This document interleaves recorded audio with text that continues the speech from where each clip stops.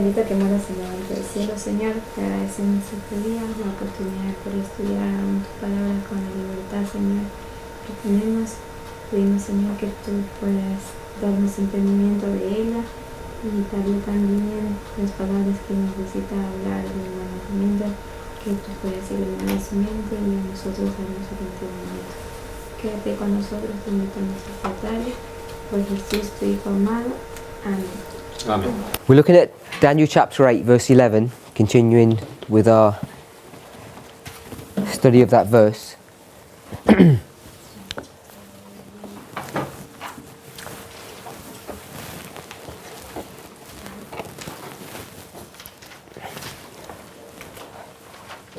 Unlike some of the other verses that we've been looking at, I've suggested a systematic way to go through this verse.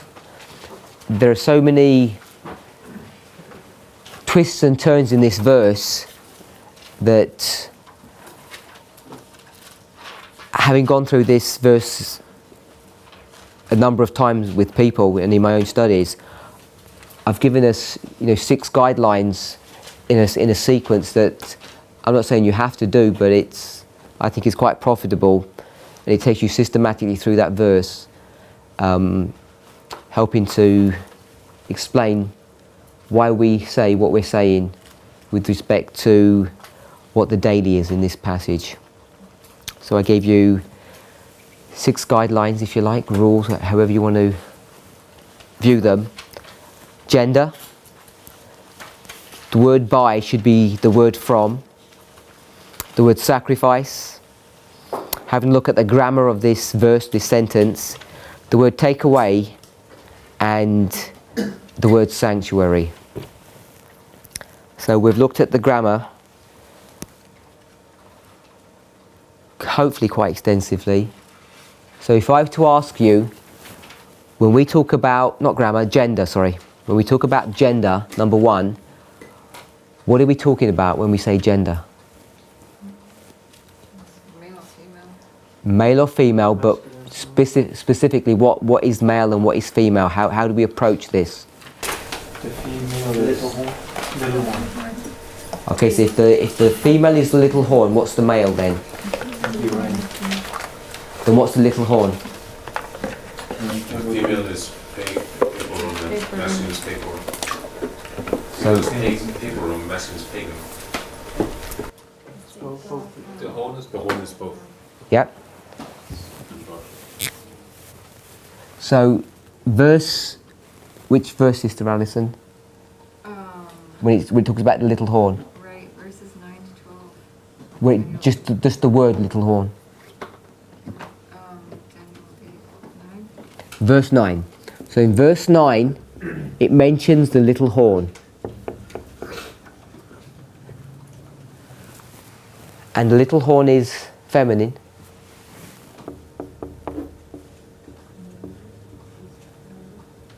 And then there's something about Hebrew that's different than English. This is masculine. Yeah, in the 9 Verse is 9. masculine. The verb Out usage. of them Yes. is masculine. Then masculine. Yeah, that's paganism. It's the verb usage that's that you need to trace through these verses. That's what we're tracking in these verses. And in verse 9,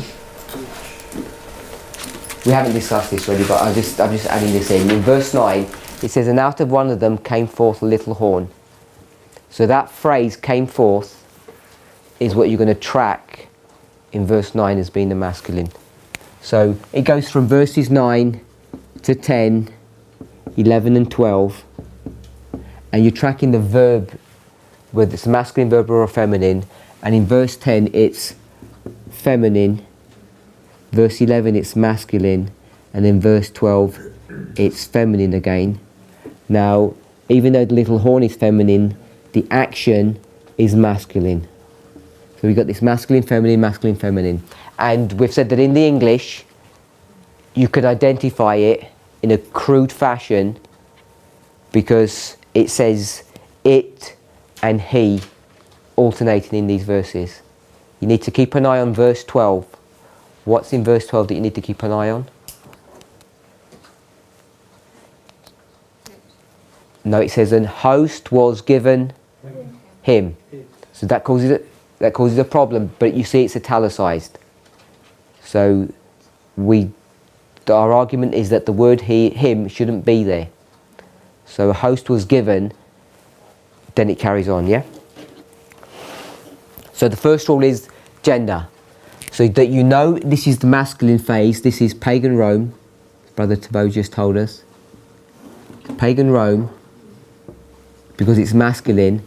So whoever's doing whatever they're doing, it's pagan Rome is doing that work. So that's one thing that that we're in disagreement with most people. That it's not the papacy that's being dealt with in verse 11, it's pagan Rome. Then we looked at the word by. Most people in their marginal readings of their Bible, if you've got marginal readings in your Bible, it will tell you it should be translated from. It tells you straight there without going into a concordance. But if you go into a concordance, you'll see that word should really be more accurately translated as being from. If you see how it's used throughout most of the Bible, it is the word from. And let me just check something, if I'm getting the name of it right. The word is, in Hebrew, I think it's min. Yeah. The word is min, and we're going to see how that word min is used extensively in the book of Leviticus, and we're going to see why that has an implication into what we're studying. The word sacrifice. We've looked at the word sacrifice. Early writing 74.2, which is the last of the passages that deal with this in Ellen White's writings. There's two statements earlier than that. One is Experience and Views 1851, and one is a Review and Herald article. Oh, there was one thing I wanted to mention. When I said that it was in my notes, I hadn't given the name of the paper, but I'd said it was November the 1st, 1850, and I forgot to write what it was, and I put RH, Review and Herald, and someone said they couldn't find Review and Herald. Present Truth. But I did look again, and the coding is it is the Present Truth, but the coding is Review and Herald. It's a Review and Herald article. So I just wanted to clarify that, because I'm not sure why people said they couldn't find it. It depends on what happened, and it's actually under Present Truth if you're looking at it, but it is a Review and Herald article. Okay. So hope that clears that discrepancy. So Ellen White clearly tells you that the word sacrifice was supplied by man's wisdom. This is in agreement with William Miller's understanding. And what do I mean by that when I say it's in agreement with William Miller's understanding? Because he doesn't talk anything about sacrifice or anything when he's dealing with the daily. Why am I saying it's an agreement? What does William Miller say? Brother Cowley? In agreement with what, sorry? Ellen White says the word sacrifice was supplied by man's wisdom, it shouldn't be there. Yeah. And William Miller is in agreement with that concept, but he doesn't use any of that kind of phraseology. He uses he uses different words, but his approach is different. What does he say? Have we covered Miller's view on that in class? Have we not covered his view in class? No, his view on the word sacrifice alone, I mean. No. He doesn't mention the word sacrifice, that's what I mean. Second Thessalonians. Yeah. We know the Second Thessalonians, but are you talking about the word alone and what? No. I'm saying he's going to come to the same conclusion, but he approaches it in a different way, and he picks up a certain phrase when he says that, and we have covered it in class. Taken away, or taken out of the way. Okay, so I'm going to read what he says. On another occasion, he stated his mode of settling the meaning of the text before us. Sorry? It's the first mention. It's the first mention. Oh. Remember? In fact, that was your question. The first mention of the noun. Yeah, but he doesn't say as a noun. He just says, because that was the argument that someone was bringing up, if you remember. And he says, I read on. I'll read the passage. On another occasion, he says with his mode of settling the meaning of the text before us, the meaning of the daily. I read, said he, and could find no other case in which it was found but in Daniel. So that's how he phrases his issue. And so when we went to first usage, I think we went into the book of, was it Numbers or something, or even Exodus? The word daily is in That's right. But the word tamid is in maybe continual, I think it may have been. Takes you back to Exodus. But we said he was consistent with his own. He doesn't use I don't think he even has the rule of first mention. It's something that we've understood. But it follows the same principle, because he says, I could find no other place in which it was used. So it's first mention here. And what's he picking up without realising it? I can't say he doesn't realise it. He notices something different. That the word here is used as a noun. He doesn't mention that it's used as a noun. Ellen White doesn't. She says, strip the word sacrifice. If you do that, you get a noun. If it says first usage, you get the same conclusion that he must be talking about the daily is different in the book of Daniel compared to all the other 99 times, and it's there again used as a noun. Then he goes to 2 Thessalonians, and there he develops his argument. So that's the word sacrifice, so we've done that. And now we're looking at grammar. So we didn't finish this issue of grammar. So let's have a discussion about grammar. I've given you 2 rules, and I'm sure you've had so much time that you've looked at and seen if these rules are proper and official names of grammar. What's the code of this quote of system? Oh, Of, William Miller? It's the second Advent movement, which is, I'll give you the coding, 1843, APH, Apollos Hale, because it's a biography that he's writing, and TSAM, the second Advent movement, page 66.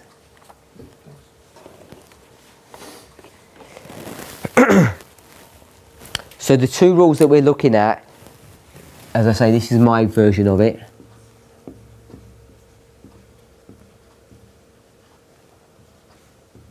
Grammatical nearness and subject noun association.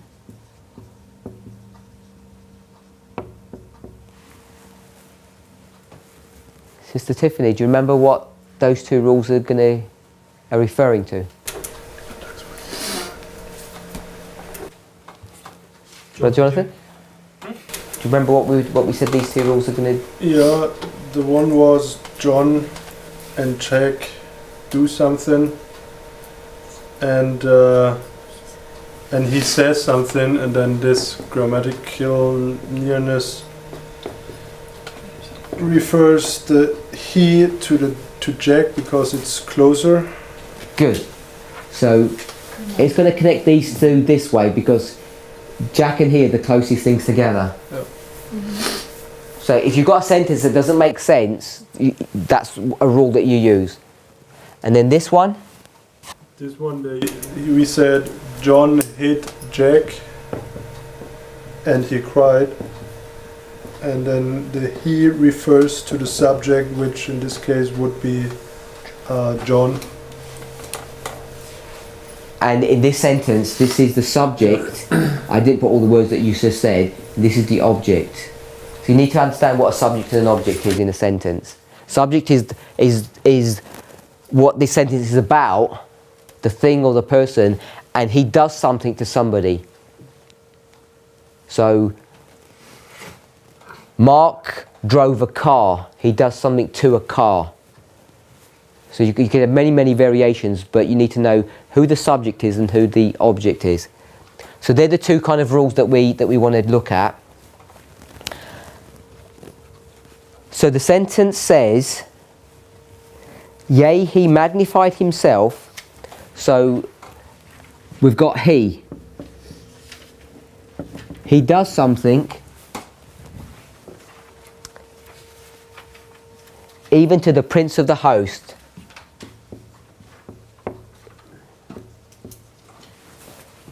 And then it says, and from him. So here's the him, and here's two people. Okay, so who's the he in this sentence? You have to go back to another sentence and back to another one. Pagan Rome. Pagan Rome. So I'm just going to write the little horn. Okay. And this is masculine, so this is pagan Rome.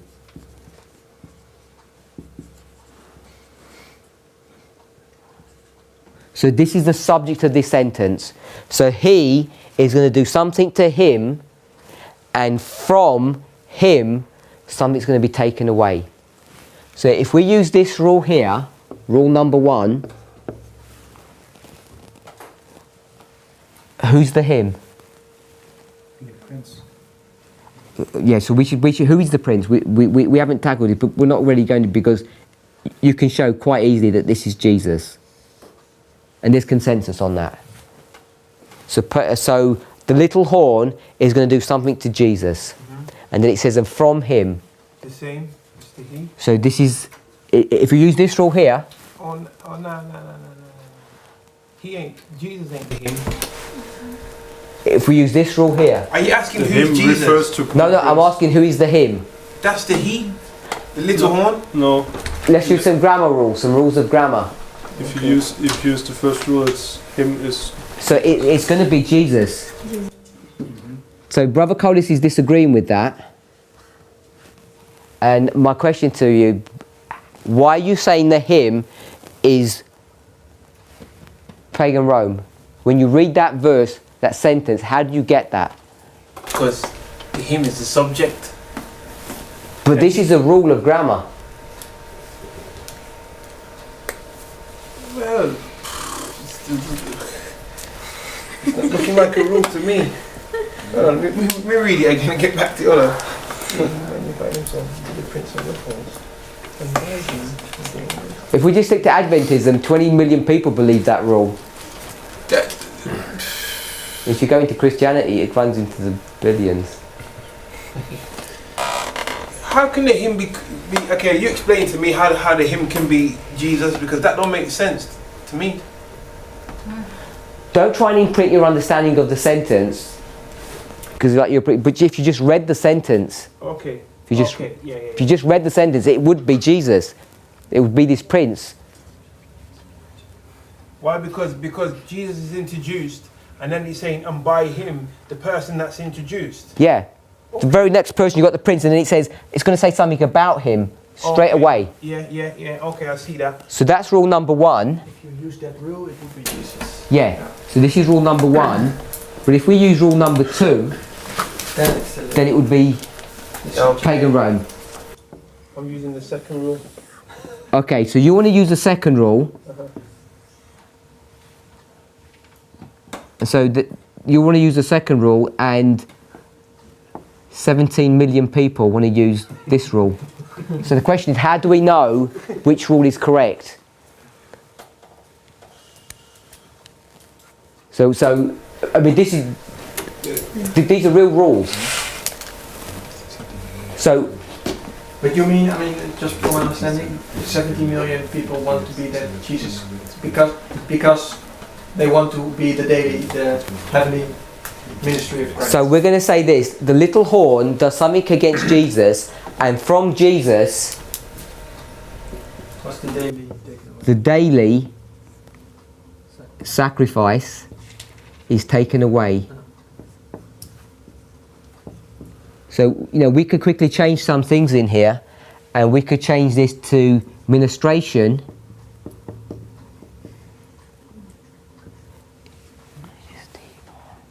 Is taken away. So he's going to come and exalt himself before Jesus, and from Jesus, his daily ministry is going to be stripped from him and given over to, because this is going to be the papacy, obviously.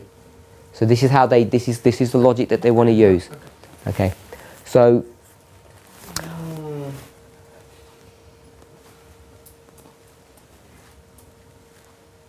what was that? Continue. I had a groan. I know. And what's our argument? What's our defence against this? I'm saying you can't Yeah. just cherry pick one little sentence out of the whole verse, never mind the whole chapter. So the Can't rule, cherry pick. Tell me how you want to read the verse. I'm just saying. I'm saying I could put a sentence together which kind of followed along this line, but it was a neutral. It was like playing and running and dogs, and then you wouldn't know who is doing what. okay, I accept that. Yeah. I accept the rule that you're saying, but I'd rather use the word theory, because then we'll explore where we're going to end up. Or when we say rule, it sounds a bit... You mean when I say this is a rule of grammar? Yeah, I'd rather say... It's a rule of grammar. Where it takes you is a problem. I agree with that. But these are grammatical rules. A rule of English is you've got to have a subject, or it's not a sentence. These are just real. It's more like a rule of thumb than a rule of grammar. No. These are real rules. But what is the problem? I mean, for you, No, we didn't make any conclusion yet, right? When you This is talk just about... Yeah, I know. Yeah. But I'm saying even when dealing with the grammar, surely we can't just disregard the context in which we're looking at what the subject and the object does. But if you have just one verse, you have no context. We're just staying in the one verse. We're not even going to the other verses. If we just stay in the one verse. So I don't mind exploring this a bit. What is the? How do you want to read this verse?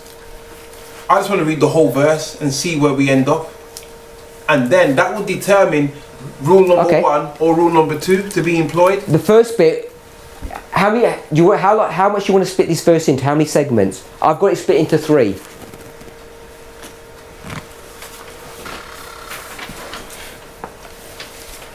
Okay. I've got.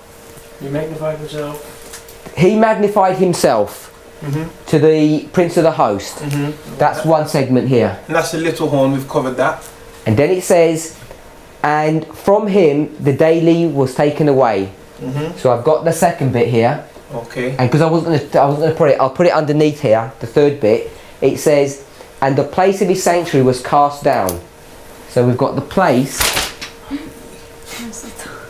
of the sanctuary is cast down. So if we use rule number 1, we're saying, and from Christ, the daily, whatever it is, His daily ministration his daily ministration was taken away. So Christ is taking away his own daily ministry. No.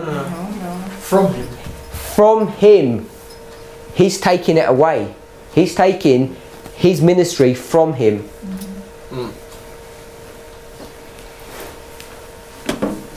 And the place of... I thought Christ, you've got Christ as being the him, rule number 1. Yeah. I'll read From it. him, Christ. The him is Christ, rule number 1. Yes, and from Christ... Yeah. Oh. His ministration is taken from... I'm going to take something from you. Okay. That's not worded good, but okay, cool. That's not what? And then I'm going to do something that's even worse. And then it says, and the place of his sanctuary, Christ's sanctuary, is cast down. I'll add a bit in it, cast down to earth. Exactly. The place of Christ's sanctuary is in heaven. And it's cast down to earth. So heaven is cast down. Symbolically, yeah. No, it's not. That's how people read this verse. 17 million. Yeah, it's a lot of people. It's you know, to say it doesn't make sense. You've got to be able to. You can't. I'm not saying you're doing it, but you can't insult someone's intelligence. Say it just doesn't make sense. You know, you've got to be able to see where they're coming from and to work them through this argument. Okay. I think. This is their law. If you use their logic, Yeah. it's bringing you here. Brother Tyler. Their points, you know, like you're saying, they're using legitimate grammatical rules and things that we all agree to come to this conclusion. It's obviously not so obviously skewed at some level. For me personally, when you see that it's broken up into 3 segments, and if you were to go line upon line with these segments, you would understand that these hymns or he's, at least depending on how you're breaking it up, he magnified himself, and by him and his sanctuary are all the same person that's being discussed. If you were to line upon line look at that, if you were to write those three segments like you're mentioning, in my mind that's a way to understand it.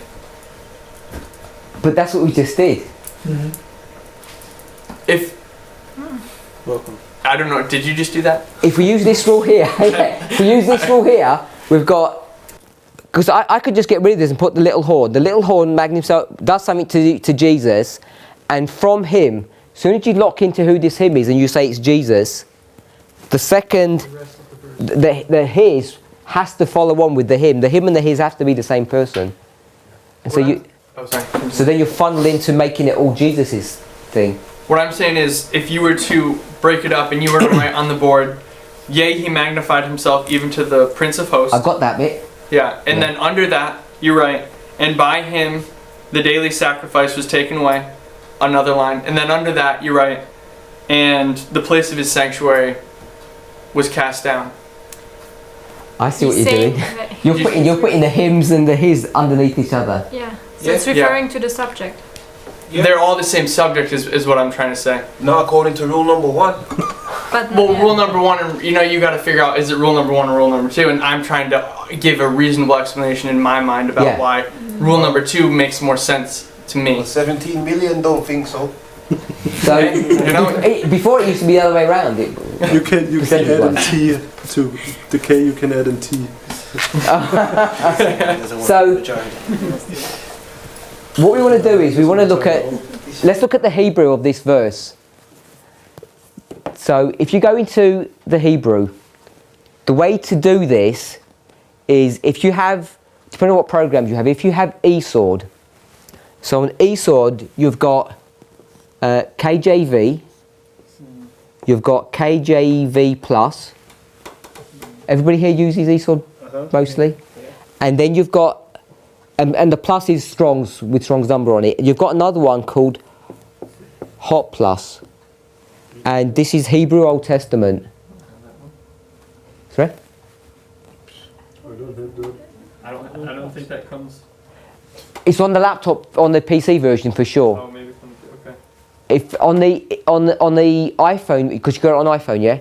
On the iPhone version, I think it might be downloadable on that. Okay. Is it Hebrew Old Testament? Yeah, HOT plus. If you've got Android phone, and if you use My Sword, I think it's HISB. I think it is, and I can't remember what that stands for. But this is the one that I'm using at the moment on the computer. That's what most people have. So it's free download. Even if you don't have it, you can go on to. There's a website that's got lots and lots of Bible programs and things for eSword, and you can download them. Is it Tanach or something? It might be, but you need to have one with a plus on it. Yeah, with Strong's numbers. Yeah, it should be the same thing then. So it'll be interesting if I go to it now. If you're downloading it now, okay. So if that should be quite quick. What I want to show you is that in the Hebrew, the wording of this sentence is different. It's a different word. The way the sentence is structured is different. Do you remember when we looked at it the other day? This was Daniel 11, verse 16. Remember I fell into a trap in verse 16. Do you remember that? If we go to verse 15, Daniel 11 verse 15, it says, so the king of the north.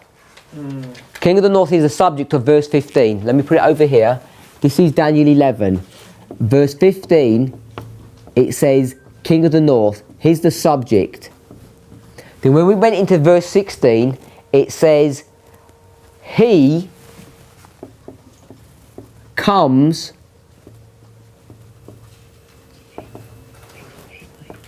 against him. And do you remember I said that the he was the subject, and that so that the he would be the king of the north. Remember I said that? Then I said that, next day I said that was wrong.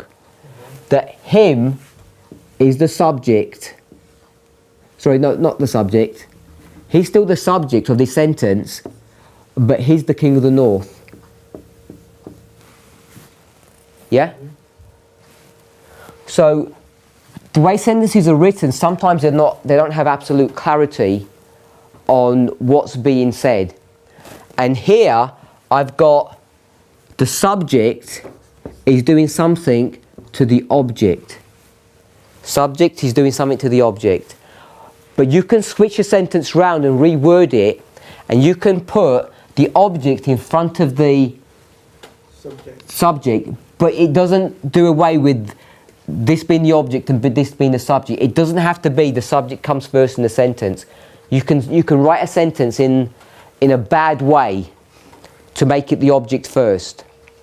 So in the original, that's what they've done. In the original, the way this sentence is written, verse 11, it runs something like this.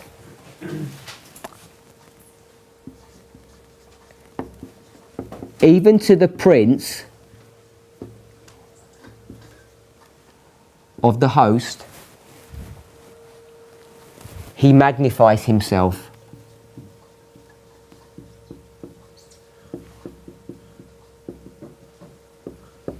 And then it says, and from him the daily is taken away. And you use rule number 1. And now let's use rule number 1. Wait, before we do that, there's the prince and there's the he. So what's the subject of this sentence? The prince. It's not that's what I'm saying. It's not, because it says even to the prince, he is doing something even to the prince. Okay. So he's still the subject and he's still the object. That hasn't changed. But the way the sentence is written is that even to the prince, he magnifies himself, and it's written specifically for a reason. So if we use rule number 1, and there's him, who must the him be referring to with rule number 1? The one that's nearest. Here it is. And let's use rule number 2.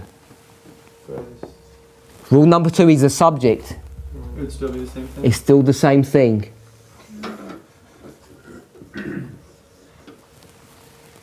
So what we're showing is that when you go back to the original, both rules take you to the same place. And the way that this sentence is written is very specific. It says, even to the prince, he now magnifies himself. It's that, so obviously the prince is a host. And then it's going to deal with all the 3 portions of the two extra portions of history that Brother Tyler was saying. It says, and from him the daily is taken away. And then it says, and the place of his sanctuary is cast down. So you can see that the him and the his are referring back to the he, which is the little horn, which is pagan Rome. Praise God.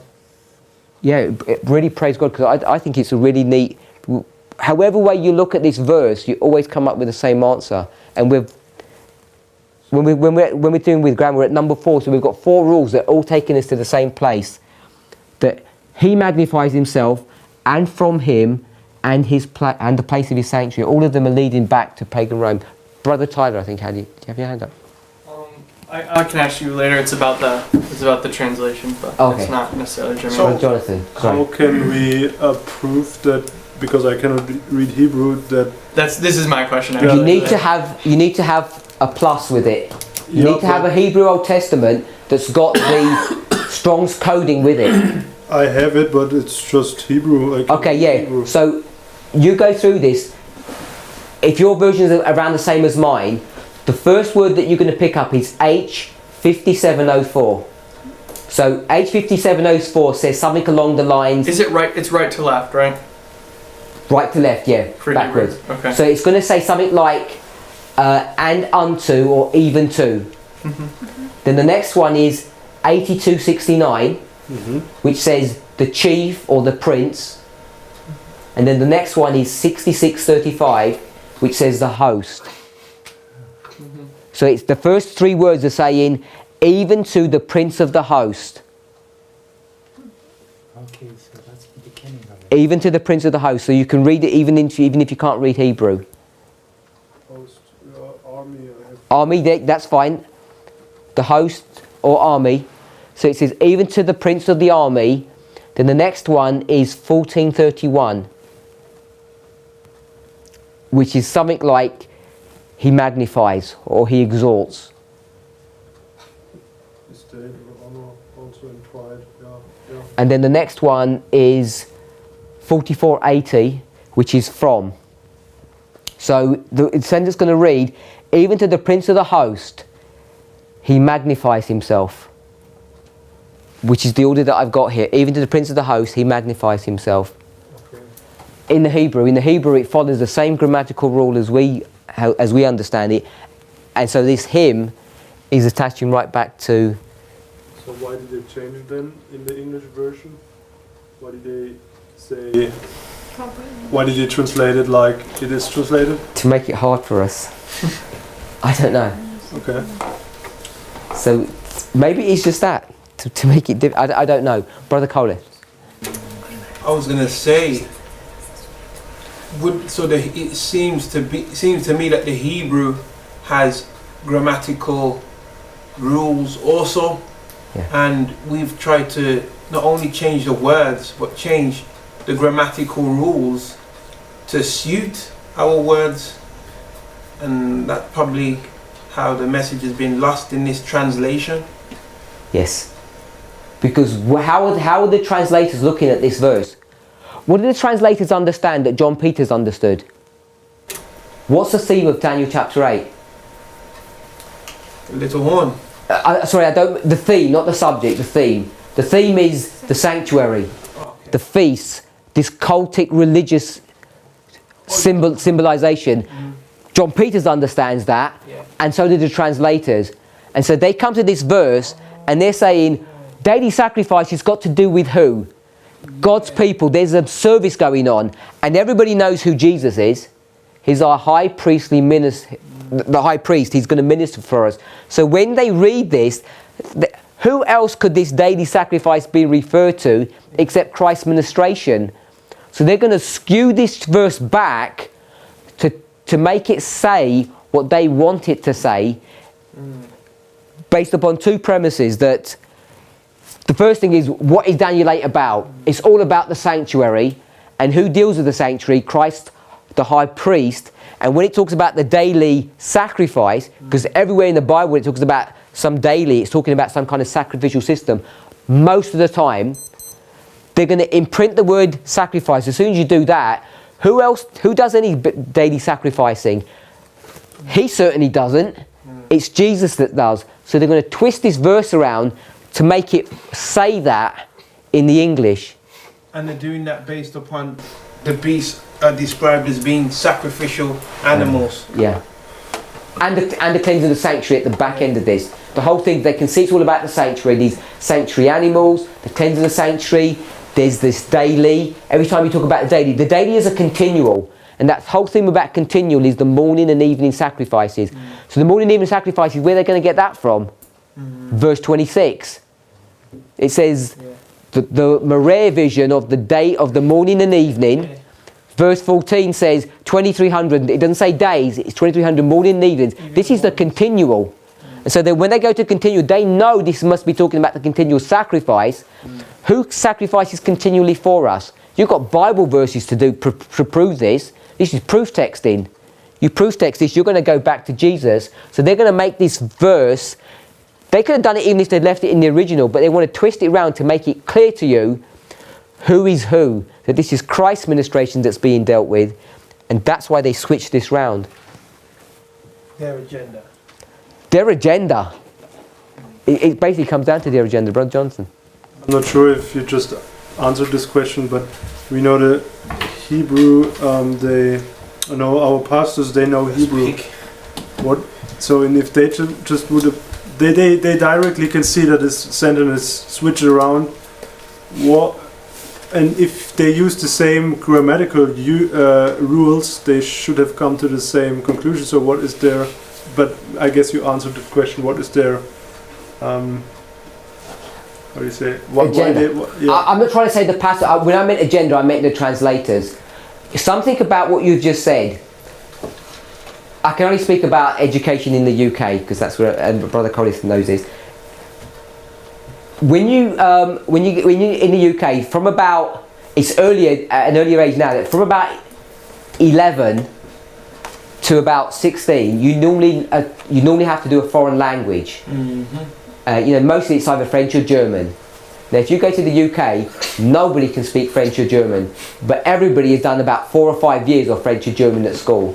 Everybody has, but nobody learns it. Sounds like Canada for French. So when we know that pastors go to a seminary and they learn Hebrew, they're in the same boat.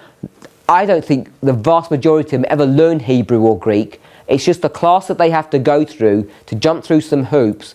Now, there are some people at high school who are proficient in language and they love doing a foreign language and they become proficient and they become experts at it. And there are a few pastors who really love Greek and Hebrew and they end up becoming what we call theologians. But the vast majority of them, just because they've learnt Greek and Hebrew, I don't think they're competent in that language. And it's just a class that they have to attend, they tick a box and they pass through, just like most of us when we learn a foreign language at school. So my first point is, most pastors couldn't even read and understand what's going on here. The second point is that if you ask a theologian who's innocent, doesn't understand his controversy, and give them and say, could you read verses 9 to 12? And they'd read it and say, yeah, I understand that. And then say, in verse 9, is there a masculine work that's being done here? And then in verse 9 it goes to feminine, and they'd read that and they could pick it up. They'd say, yeah, I can see that. And you'd say, now you can read the words, you must know the answer. The point being that there's a difference between being able to read and being able to know what you're reading, what the point of it is. We should know that as a truth, because we read all of this Bible in English and we don't know what most of it means. So the fact that you can read doesn't mean you know what it means. So as they're reading these verses, if they'll tell you that masculine, and they'll probably say something like, I didn't notice that before, so what? And we'd say, what do you mean so what? That's the point, you should know what it means, but they don't know what it means. So in the same way, when they would read it this way, they'd say, and what's the point of that? What difference does it make? Because they're not aware of the arguments. Just like when we read any verse in the Bible in the English, we won't know what it means because we're not aware of the argument. Someone has to bring the argument to you and say, well, think about it. Think about how this is working. And then you're confronted with that and then you're challenged. So that's my kind of response to these pastors who are fluent in this language, but they still don't get it. Because we're fluent in English. I think most of us in this room are more fluent in English than a Hebrew scholar, even who teaches Hebrew, is in that language. You know, because we've been immersed in English for 20, 30, 40 years. And so we're really familiar with this, much more familiar than I think most theologians would be in Hebrew. So I think that we can expect them to know more about the Hebrew language just because they can read it, and it doesn't transfer that they know what it's talking about. In closing, because we've run out of time, we've looked at these two rules, and in the English, it looks like, depending on, you've got a choice. In the English, we'd want to use rule number 2 and make this Rome, and most of the church today would want to use rule number 1, which would make it Jesus. But if you look at this in the original, then you see both rules 1 and 2 take you to pagan Rome. And the question is, why was it switched round?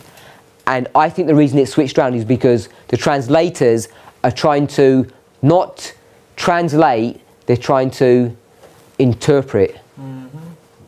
This is the best translation that you're going to get in the English language, and there's very little interpreting that goes on. I shouldn't say very, there's actually quite a lot of interpreting going on, but most of it's benign.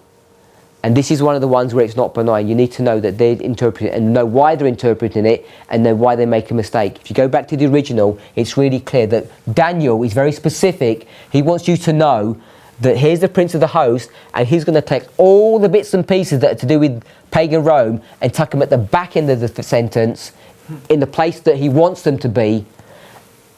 And this has not been understood for millennia, except to the end of the world. Let's pray. Heavenly Father, we thank you for your loving kindness and your goodness towards us. We ask and pray that you would be with us and bless us. Help us to honour you and glorify your name. Father, help us to understand your word clearer so that we might be effective teachers of your word. We thank you for the blessings of this day. We thank you that you desire to be with us and commune with us. Bless us for the rest of this evening and help us to continue to glorify your name is our prayer. In Jesus' holy and wonderful name. Amen.